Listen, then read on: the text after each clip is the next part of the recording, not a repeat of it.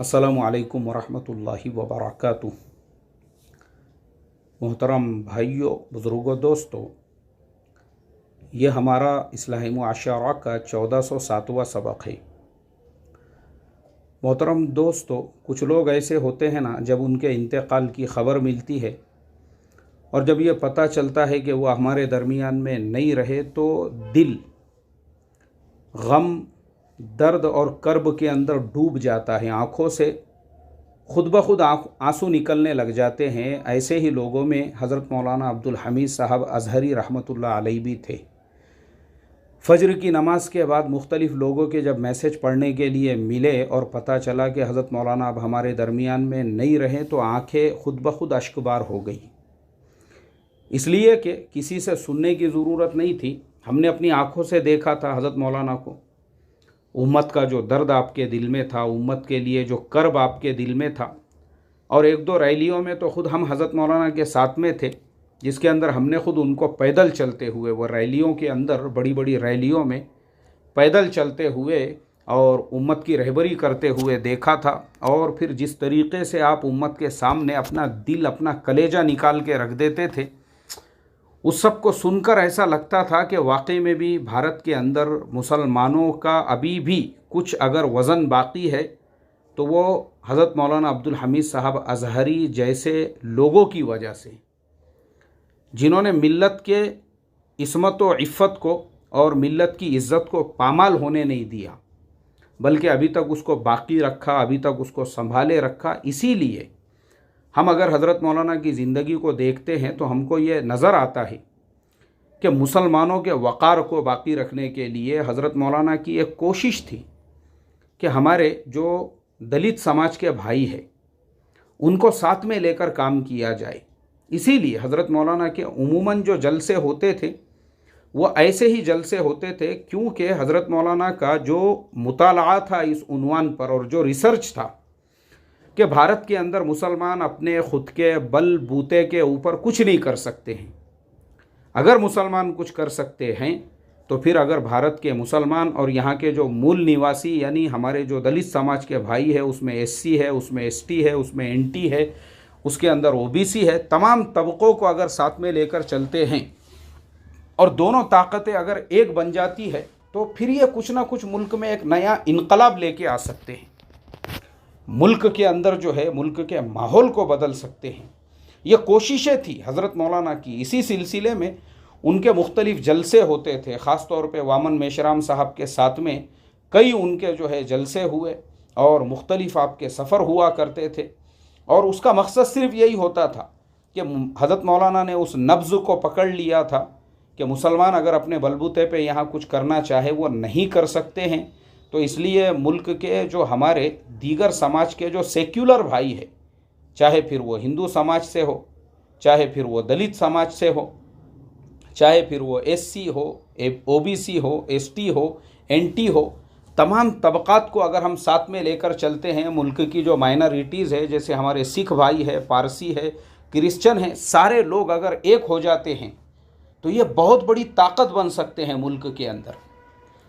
तो मुख्तलिफ़ आपके जो सफ़र होते थे और मुसलसल सफ़र होते थे, मुसलसल। मैं लोगों की तहरीरें भी पढ़ रहा था और कुछ लोगों के इजहार ख़याल भी देख रहा था, तो उसमें मैंने देखा एक साहब ये बतला रहे थे कि मैं हज़रत मौलाना के साथ कई मरतबा सफ़र में रहा, तो मैंने हज़रत मौलाना की सादगी को देखा, मैंने हज़रत मौलाना के अंदर के तवाज़ो को देखा। बाज़ मरतबा ऐसा होता था किसी स्टेशन के ऊपर ट्रेन 8-8 घंटे लेट है और हज़रत मौलाना वही प्लेटफॉर्म का जो बेंच है उसी के ऊपर रुमाल बिछा के आराम कर लिया करते थे। मतलब ये आपकी सादगी। और किसके लिए सफ़र हो रहे हैं? उम्मत के लिए, कौम के लिए, मिल्लत के लिए। और ऐसा वही इंसान कर सकता है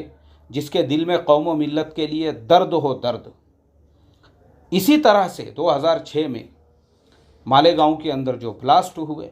और जिस तरीक़े से मुस्लिम नौजवानों को निशाना बनाया गया और मुसलसल मुस्लिम नौजवानों की जो गिरफ़्तारियाँ हुई और मुख्तलिफ़ शहरों से जो मुसलमान नौजवानों को गिरफ़्तार किया गया, इसी तरह से हैदराबाद के अंदर मक्का मस्जिद के वाक़ये में भी मुस्लिम नौजवानों की गिरफ़्तारियाँ अमल में आई। उस वक्त में भी जो हज़रत मौलाना की कोशिशें थी उन बेकसूर नौजवानों की रिहाई के लिए,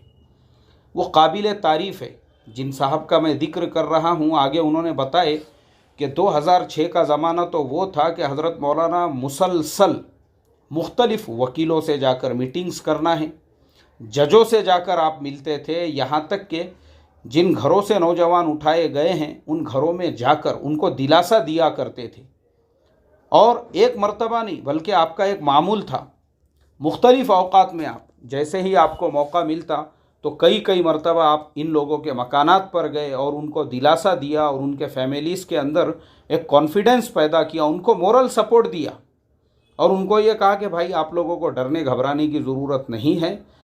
अल्लाह तबारक व तआला की जो गैबी मदद व नुसरत है वो हक़ के साथ में है और इंशाअल्लाह ये तमाम बच्चे बाइज़्ज़त बरी होंगे। और हुआ भी वैसा ही अल्हम्दुलिल्लाह, चाहे वो मक्का मस्जिद केस के नौजवान हों, चाहे फिर वो मालेगांव बम ब्लास्ट के लोग हो, अल्लाह तबारक व तआला ने तमाम लोगों को जो बाइज़्ज़त बरी कराया, उन तमाम के पीछे अगर किसी की मेहनत, किसी की जद्दोजहद और किसी की मशक्क़त थी, वो थे हज़रत मौलाना अब्दुल हमीद साहब अज़हरी रहमतुल्लाह अलैह। ऐसा ही होना चाहिए मोहतरम दोस्तों, ऐसा ही होना भी चाहिए कि जिन घरों के नौजवानों को उठाया गया हो, असल में ऐसे लोगों को सपोर्ट की ज़रूरत होती है। किस सपोर्ट की? कि भाई उनके घरों पे जाके मुलाकातें की जाए, उनको मोरल सपोर्ट किया जाए, उनके साथ में जो है थोड़ा वक्त गुजारा जाए और उनमें कॉन्फिडेंस पैदा किया जाए, क्योंकि ये लोग बेचारे पूरी तरह से टूट गए हुए होते हैं। और हज़रत मौलाना का ये ख़ासा था कि आपकी जो मेहनत है वो सिर्फ़ उन नौजवानों की रिहाई पर ही नहीं हो रही थी, बल्कि उसके साथ साथ उनके घरों पे जाकर उनके घर वालों में एक कॉन्फिडेंस पैदा करना, उसके लिए भी आपने मेहनतें की। मेरे मोहतरम दोस्तों, ऐसे लोग जो है ना, ऐसे लोग वो सदियों में पैदा होते हैं। हज़रत मौलाना अब्दुल हमीद साहब अज़हरी रहमतुल्लाह अलैह जैसे लोग। और आपकी और एक ख़ुसूसियत, जैसे मैंने बताया कि दीगर जो मज़ाहिब के हमारे भाई हैं, जैसे दलित समाज को साथ में लेकर चलना है और जो सेक्युलर हमारे हिंदू भाई हैं उनको साथ में लेकर चलना है, तो ये तो हज़रत मौलाना का एक मिशन था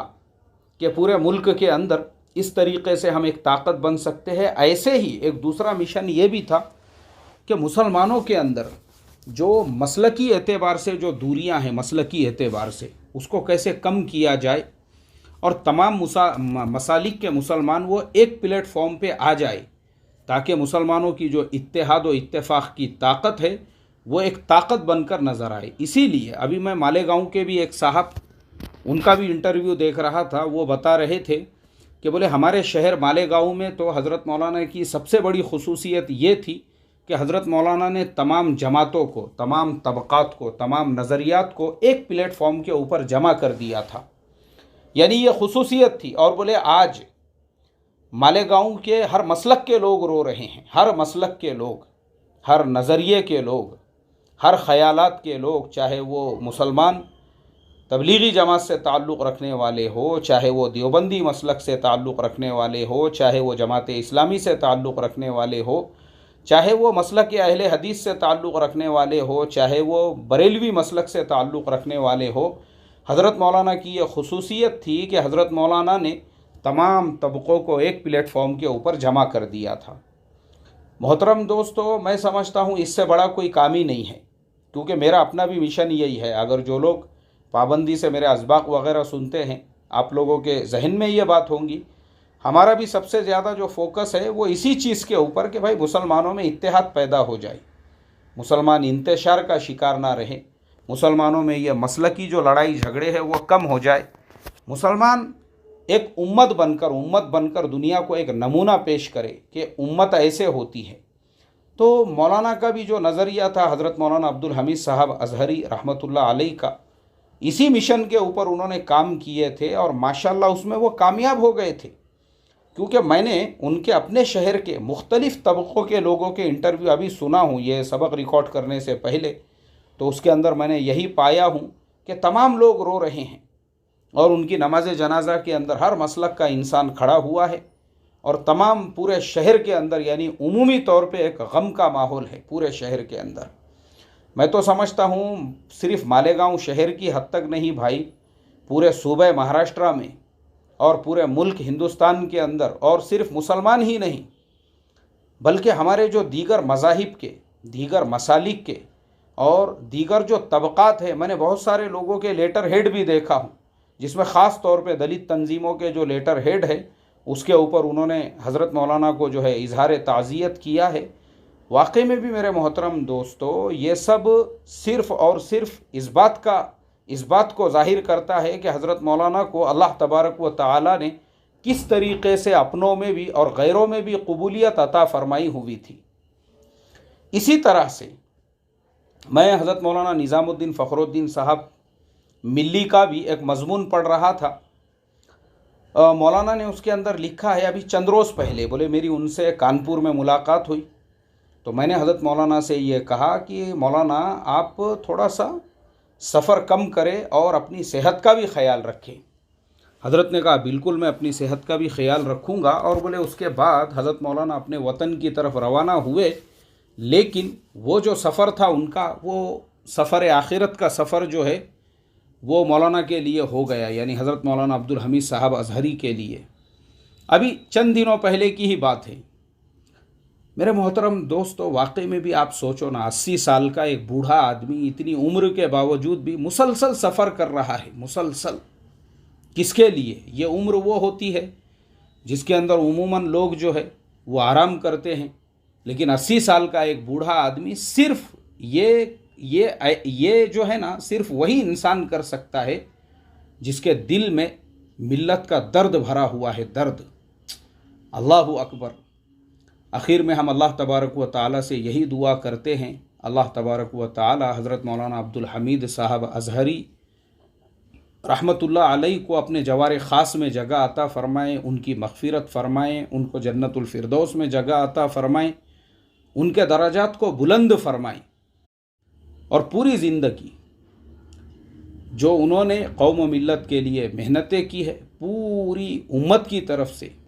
अल्लाह तबारक व तआला अपनी शायान शान उनको बदल अता फ़रमाए और उनके तमाम ही जो कारहाए नुमायाँ थे और जो मेहनतें थी अपने फ़ज़ल व करम से कबूल फ़रमाएँ। आमीन सुम्मा आमीन। अस्सलामु अलैकुम व रहमतुल्लाहि व बरकातुहू।